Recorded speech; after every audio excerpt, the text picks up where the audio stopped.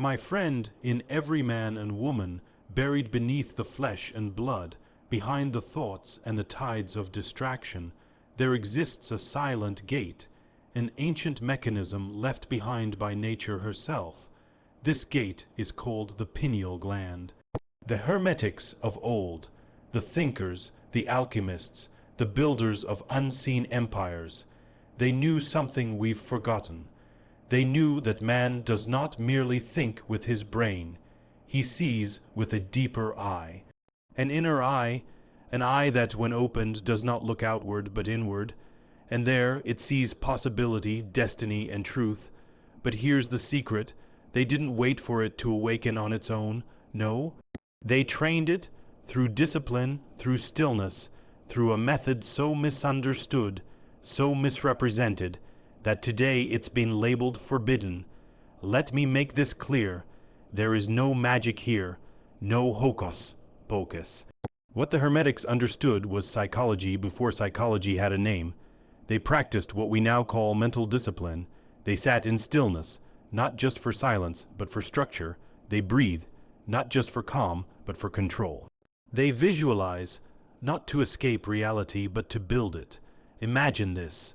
Every morning you wake up and do what most don't. You don't reach for the phone. You don't rush to noise. You sit. You breathe. You hold your mind like a sculptor holds clay. You shape it into the vision of your ideal self. You picture your goals not as dreams, but as blueprints. And you do this daily. Repetition sharpens the tool. The pineal gland, under this training, starts to respond. You begin to dream more clearly. Think more boldly. Decide more confidently. Do you want to know why so many never rise above their circumstances? It's because they never pause long enough to take control of their inner world.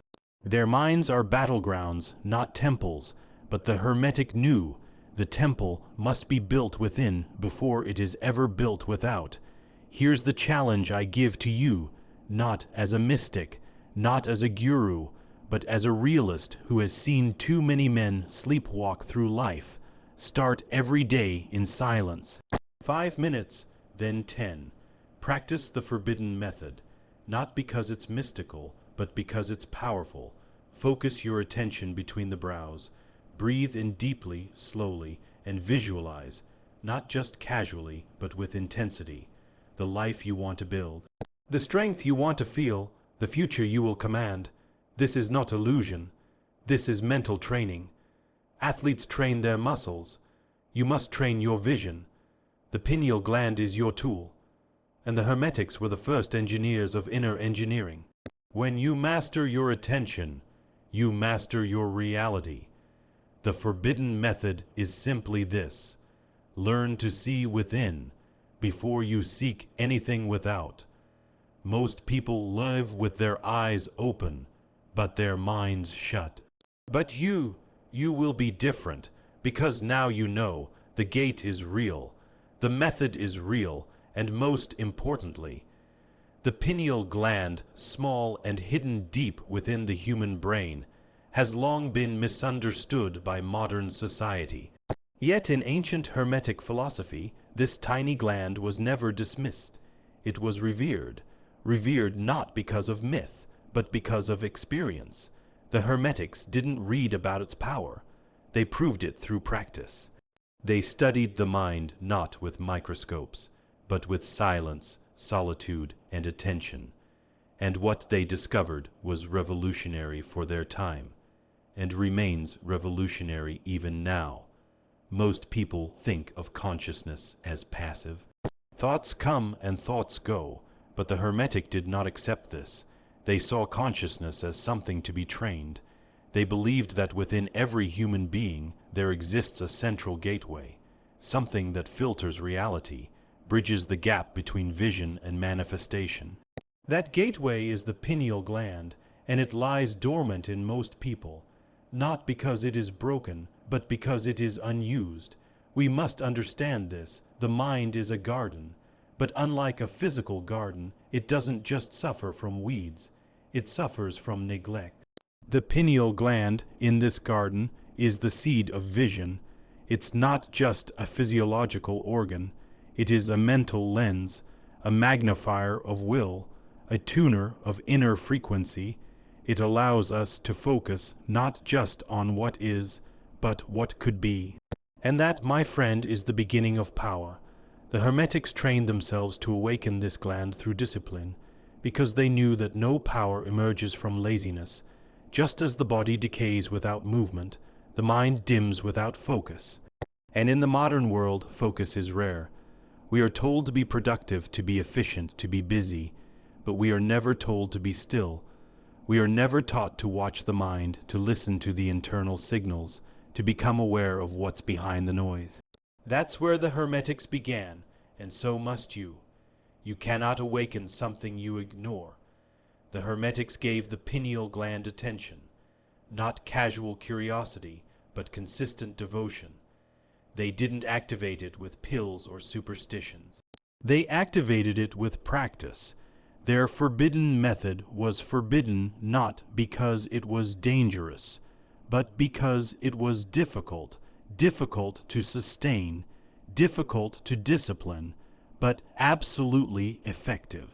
And here's where it connects to the last speech. Once you begin practicing the Hermetic method of controlled stillness and focused inner work, you stop relying on the world to motivate you. The pineal gland becomes your internal compass. Instead of reacting to life, you begin directing it. You begin seeing patterns others miss. You begin sensing decisions before data arrives. That is not superstition. That is subconscious clarity, and it is trained through the gateway within. Why do so many people live in confusion? Why do so many change their goals every few months, chase distractions, abandon plans? It's not because they are weak. It's because they are untrained. Their mind is scattered. Their attention is hijacked. Their inner eye is closed. The pineal gland, left dormant, does not decay. It simply sleeps. And when it sleeps, potential sleeps with it. But train it, awaken it, and the world shifts. Not because the world changes, but because you change. You begin to perceive opportunity where others see chaos. You begin to remain calm while others panic. You begin to lead, not follow, because you are no longer reacting to life. You are building it from the inside out. Mental vision becomes your greatest asset. Imagination is no longer fantasy. It is fuel. Your dreams stop being distant. They become designs, because the pineal gland, when activated, makes your internal world vivid. And from that vividness, you take powerful external action. The Hermetics never separated the spiritual from the practical. They believed that higher perception must lead to greater discipline. That's the missing link in modern self-help. Everyone talks about goals, about vision boards, about affirmations. But nobody trains the instrument behind all of that, the lens itself. So train your pineal gland not with mysticism, but with method. Discipline your focus. Learn to sit with your thoughts. Learn to visualize with intensity. Learn to breathe with presence. These are not exotic tricks. These are ancient tools, and they're more relevant now than ever. You do not need to be extraordinary to awaken the gland. You only need to be willing. Willing to go within, willing to train, willing to do what others won't. That is how the Hermetics lived, and that is how leaders are born. The pineal gland does not awaken through noise. It awakens through silence, not the absence of sound, but the absence of distraction. That's the first obstacle the Hermetics understood. Most people are too noisy inside to hear anything beyond their own doubt. Once the gland is acknowledged as the internal lens of vision, the next step becomes clear: training the lens. Sharpening it through stillness. The Hermetics were not passive thinkers. They were practitioners. To them, stillness was not rest. It was engagement with the self at the deepest level. In a world flooded by movement, they chose stillness as strategy. Every great builder of thought, every inventor of legacy has used stillness as their inner command center. Because when you learn to sit still, you start to hear what matters. The pineal gland, being connected to the brain's highest electrical and chemical functions, becomes most responsive in deep calm. Modern science confirms what Hermetics practiced. In deep states of calm, particularly during focused breathing and visualization, the pineal gland begins to produce higher levels of melatonin and can even spike DMT under extreme focus. This is not mysticism, this is chemical reality, but this shift only happens when the mind is not chaotic. The method is clear: remove external noise, slow the breath, and control internal imagery. The Hermetics would sit for long periods in total darkness or low light, focusing inward. They trained themselves to see without using their eyes. They directed their attention toward the space between their brows, near the center of the brain, not aimlessly, but with intention. Over time, this attention became laser-focused. Thoughts stopped racing. A kind of inner screen emerged, one on which they began projecting their visions, goals, desires. But unlike daydreaming, Hermetic visualization was structured. It wasn't built on fantasy. It was built on precision. They did not merely hope for something. They saw it in vivid internal form again and again, until the brain accepted it as a familiar image. That's when something shifted. The mind, no longer in resistance, started operating in alignment with that vision. The pineal gland responded by regulating circadian rhythm, emotion, and even cognition more fluidly, as if the body began aligning with the mind. You may have experienced this yourself. You think of someone deeply, and they call. You feel something is off, and it is. These are not coincidences. These are echoes of an untrained, but still functional inner system. The Hermetics took those moments and built rituals around them. They trained the muscle until it no longer flickered. It focused like a laser. Stillness, then, is not the goal. It is the medium, the tool. When a mind is still, it becomes a mirror. And when the mirror is clean, the image projected on it becomes sharp. That image for the Hermetics was always intentional, never random. This is where visualization enters the frame. You cannot activate the pineal gland if your internal imagery is vague. The brain responds to clarity. Hermetics visualized not with blur, but with intensity. They would picture the texture of success, the sound of triumph, the feel of inner transformation. They trained every sensory detail in the mind until it bled into the body, until the body began to behave as though the vision was already real. This is how the pineal gland becomes more than an organ. It becomes an architect. When you picture something repeatedly in a state of deep calm, it no longer stays in the realm of imagination. It begins forming the internal wiring that controls attention, decision, making, and emotion.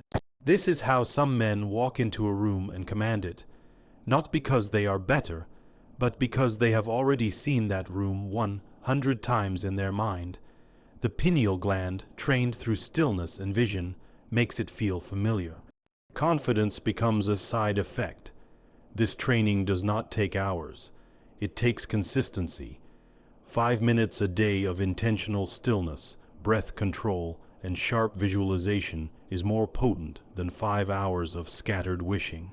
The Hermetics practiced in darkness not because it was mysterious, but because light distracts. In darkness, the brain shifts to an internal mode. That's where true vision begins. Stillness is not weakness. It is strategy. In a world that moves at blinding speed, stillness becomes rebellion, and from that rebellion, clarity is born. The pineal gland, when stimulated through silence and vision, responds like a muscle. It sharpens, it strengthens, it begins to signal the rest of the brain toward alignment. Your energy becomes focused. Your speech becomes deliberate. Your decisions gain gravity, stillness, breath, vision.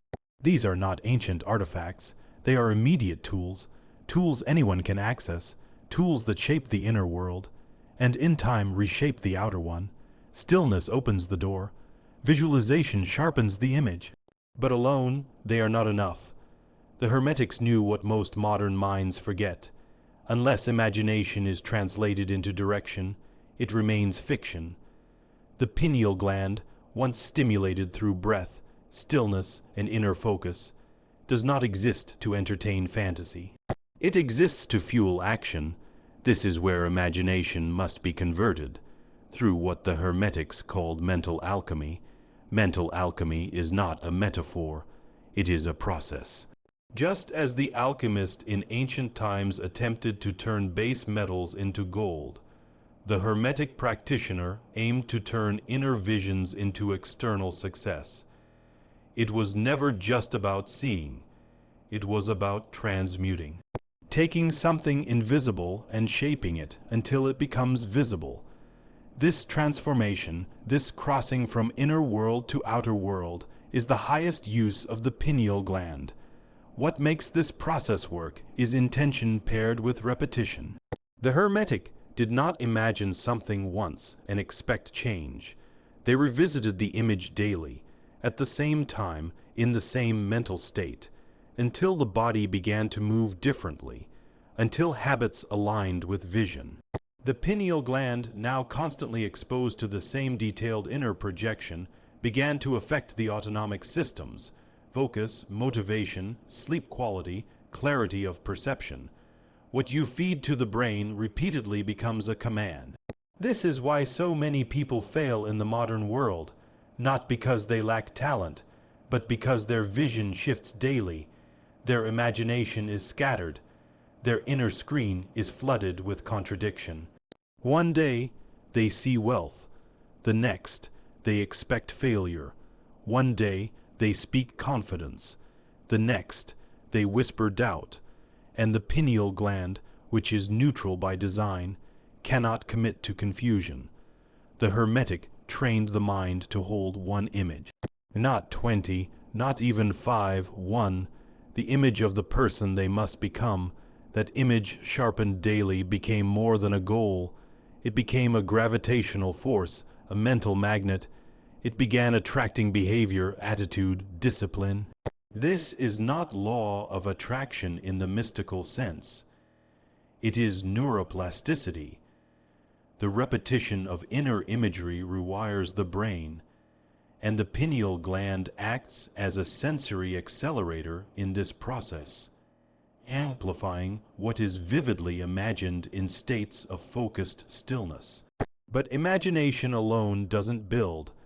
Action must be initiated. That's where mental alchemy completes itself. The Hermetics would ask themselves a single question after visualization. What is the smallest action I can take today that brings this vision closer to reality? This daily alignment of image and action formed an unbreakable chain, one link at a time, nothing dramatic, nothing magical, just consistency. They believed the pineal gland was not just an eye, it was a compass. And a compass does not force you to move, it simply shows direction. The Hermetic followed that internal direction with discipline. They acted while others overthought. They moved while others hesitated. Because they had already seen the end in the mind, they simply walked the path their inner vision had already paved. Mental alchemy is also emotional mastery. The Hermetic knew that the body responds to the mind's imagery not just intellectually, but chemically. They would rehearse feelings, confidence, gratitude, strength, until the body felt success before it ever came. This emotional rehearsal became fuel. The pineal gland, influenced by emotion, responded by creating coherence between brain and body. This coherence produced clarity, and from clarity came better decisions. In modern terms, this is called embodiment, the ability to carry a state internally before the external world reflects it. The Hermetic, trained in visualization and aligned action, could embody success before a coin was earned, could carry certainty before a result appeared. This is not delusion. This is dominance of mental state. A trained pineal gland helps sustain that dominance. The modern mind, distracted and reactive, rarely sustains a single vision long enough to reach momentum. The Hermetic knew that imagination becomes reality only when it becomes identity. You must not just see success, you must become it internally. That shift happens through emotional alignment, not just mental rehearsal. Every day they repeated the formula, stillness to calm the body, visualization to inform the mind, emotion to energize the vision, action to begin construction. This was the cycle, not once a year, daily, without fail, until the inner image was no longer a hope, but a command. This is how mental alchemy works. It's not wishful thinking. It's disciplined imagining. The pineal gland becomes a furnace, not just awakening vision, but forging it into action, attitude, and achievement. The Hermetics didn't hope for gold. They made it, internally first, and then externally through relentless practice.